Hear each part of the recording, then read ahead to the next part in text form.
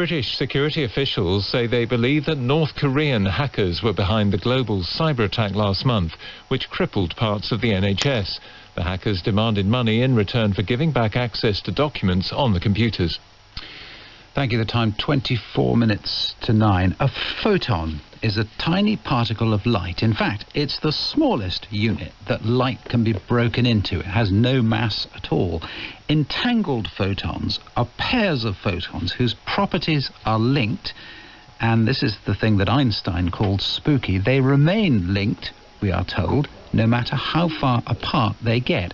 Scientists in China have made a very huge step towards dealing with this knowledge in a way that might make it useful to us. They've successfully transmitted entangled photons between space and Earth. Brian Clegg is on the line, science writer and author of The God Effect, Quantum Entanglement, Science's Strangest Phenomenon. Morning to you. Good morning. Before we get to what the Chinese have done, just to take up the story of what has happened to these photons, why are they entangled? What has entangled them?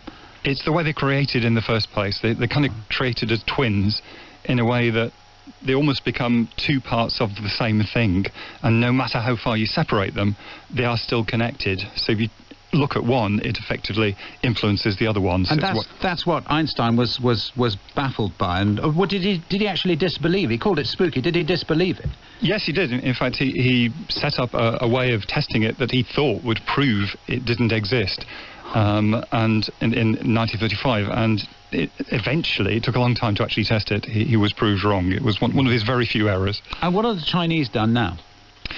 They have this satellite that's broadcasting these particles down to Earth, and what it means is they can act as the key to encryption. So basically, they can provide a way of coding something that is totally unbreakable.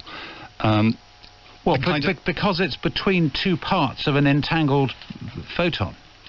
Yeah, I mean, basically, to make something totally unbreakable, what you need to do is get a key to each end. So the sender and the receiver has a key. And normally that's a problem because that can be intercepted.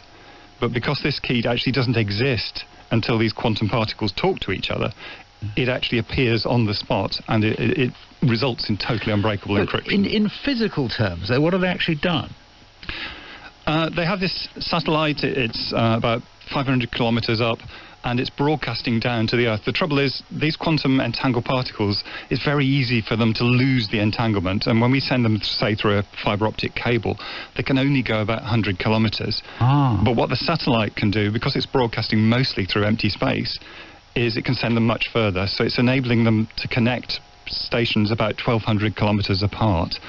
So it means you can start looking at a kind of quantum internet where you can send information totally securely over long distances. Because essentially these two protons are still linked, intimately linked, even though there is that huge distance between them.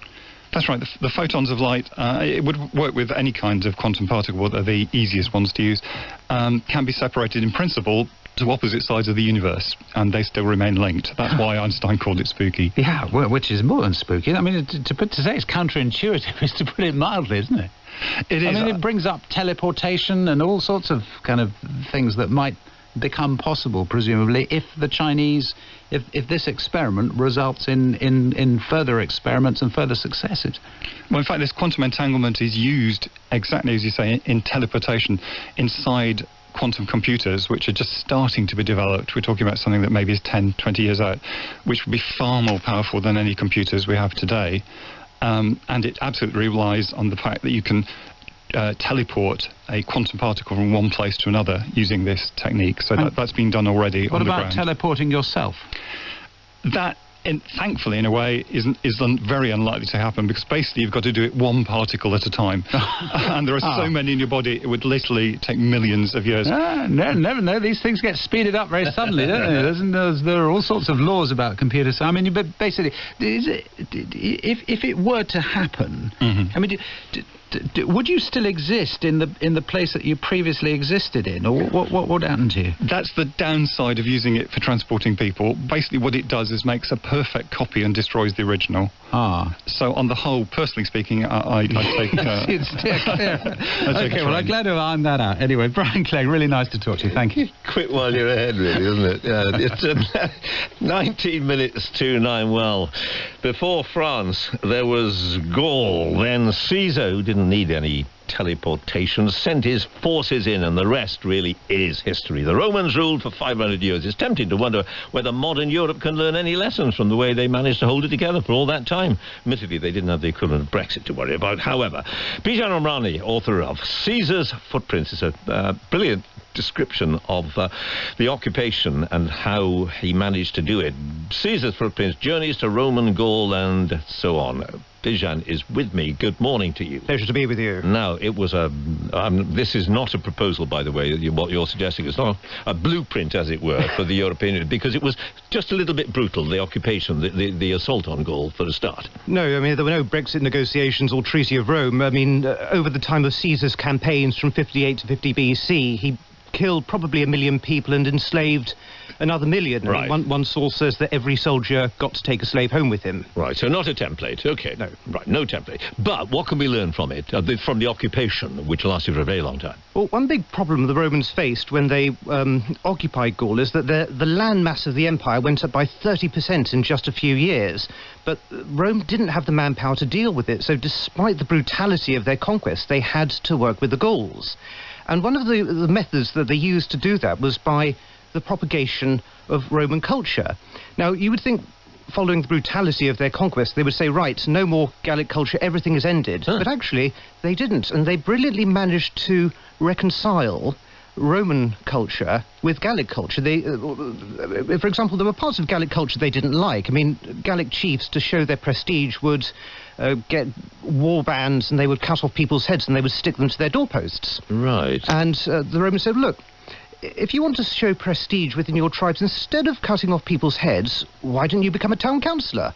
why don't you become a priest? Irresistible, yeah. Exactly. So, and the chief said, oh, this is a great idea. I'll learn Latin. I'll put on a toga. And yet I will show off to my tribe. I will say, I am a great man of the Sequani tribe, and I'm a priest of Augustus, or I'm chief of the water boatmen on the Rhone. It can't be that easy. The two identities actually didn't try to sort of blot each other out, but the Roman side actually supported the original Gallic side. And what I think is interesting in the context of, I mean, a lot of the rhetoric that goes on about the EU is that you get your metric martyrs. I can't be European, I'm a metric martyr. Or you get on the other side, there's the Brexit vote. I'm ashamed to be British. I'm only a European. Listen, I'm trying to see where cutting off the heads fits into this scenario, but go on. Well, I mean, the whole point being that we haven't really managed to find a way of getting, I think, an EU identity to work with national identities. Now, whether that's our own lack of imagination, or that it doesn't exist and never has and never will, because we're all separate tribes. Well, this is interesting. I mean, Rome managed to, by the idea of the Roman identity, bring people together. I mean, they gave them ideals to look for. For example, I mean, the idea of Roman peace was incredibly important in Roman Gaul. They managed to stop a lot of intertribal feuding. So, I mean, that's where the heads do come into it in a way. Yes, I suppose. But, nonetheless, we are a little way away from that, aren't we, really, from that ideal? We're a little way from intertribal feuding. One of the other interesting ideas is the whole question of outsiders and the Roman treatment of outsiders. And I think that's another very interesting area to think about. So, I mean, lots of Roman rhetoric we're aware of goes on about barbarians, and we've got to have a strong frontier. But in reality, the Romans, over the hundreds of years they were in Gaul, were much more pragmatic. And they did allow a lot of people to come in. Their frontiers were porous. And a lot of their work on the frontiers wasn't going and sort of slaying the barbarians. It was all about patient engagement. It was about trade and management and interaction. And it was only when that broke down because of political problems, that I really think that the frontiers began to decline, and that's when you did have the serious problems. Wow. So it's engagement, not... All right. The strong wall. But the lessons we must take from the occupation rather than the assault, perhaps, because that was a bit too bloody. There we are. The book is called Caesar's Footprints, written by Bijan Omrani. Many thanks. Thank you. 14 minutes to 9. It's almost a year since the UK voted to leave the European Union.